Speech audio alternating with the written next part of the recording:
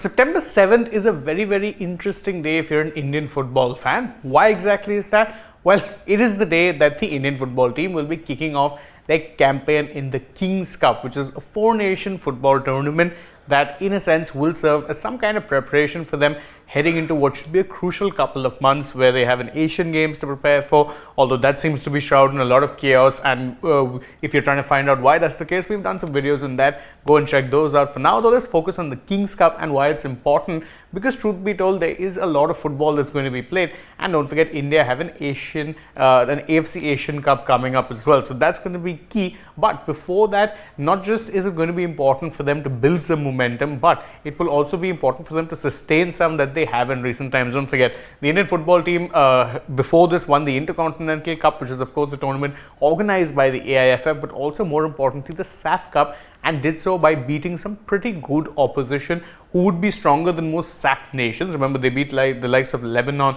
in that particular tournament. So it was a good tournament in that sense. But now the focus is on the King's Cup, and there are of course a few challenges that are facing the team, but we'll get to all that in just a bit. First off, for those of you all wondering what the schedule of the King's Cup is like, let's see. It's pretty easy, simply put. There's only 4 matches that are going to be played. September 7th, which is of course today, you'll see India versus Iraq in the first semi-final, and later on today you'll see Thailand versus Lebanon, which is the second semi-final. Now, Thailand are actually the hosts of this particular tournament, but also arguably the weakest side in the tournament. So truth be told, the big test really for India will be Iraq, and why that is the case, we'll get to that in just a bit. But remember, whichever teams win or lose, it doesn't matter, because you'll still be playing a second game.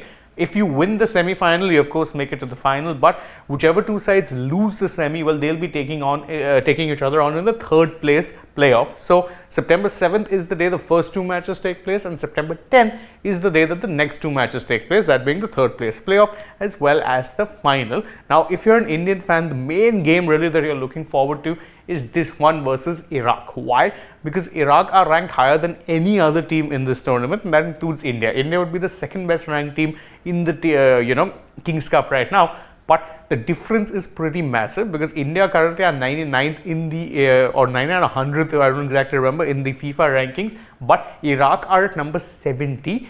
That means that there's a significant, let's say, gap, and Iraq, don't forget, have been an Asian powerhouse for quite some time. Should India be able to get past Iraq in the semi, they'd be almost certain favorites to lift the King's Cup. Why?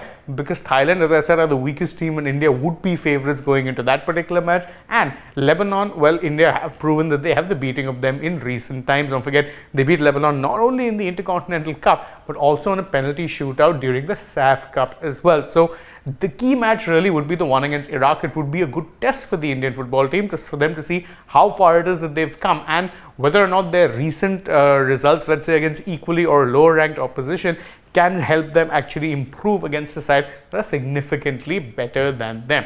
Why exactly is this important though? We mentioned it briefly, but it is also worth noting that this is going to be India's first away tournament in this particular year.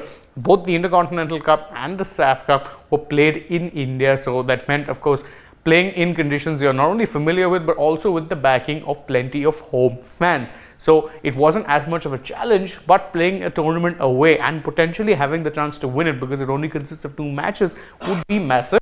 Then of course there's also the fact that there's big tournaments coming up. I mentioned this, the Asian Games coming up. There's an AFC Asian Cup coming up as well in the latter part of the year, towards December, January. So these are all of course big tournaments that there's going to be plenty of focus on, and perhaps more importantly, these sort of games provide a very good test for some of the younger players of the squad. Now, the current Indian squad, of course, there's a good mix of, let's say, experience and youth, but India will be missing arguably not only their most experienced player, but probably one of their most clinical in front of goal. In fact, not probably, definitely their most clinical in front of goal, because Indian football team captain Sunil Chhetri is not going to be available for this particular tournament.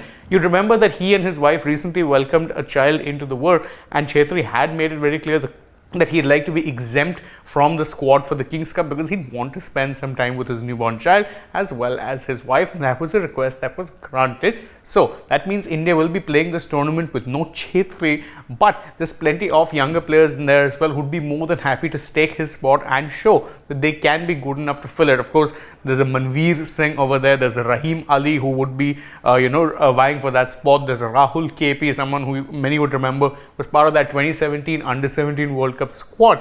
So there's plenty of players there who'd be looking to fill that void and step up. Of course, in the forwards itself, there's someone like a Changte who'd be there, who'd be desperate to actually get some goals, and he's been in a very good purple patch in recent times. So he too would be wanting to do that and continue that form.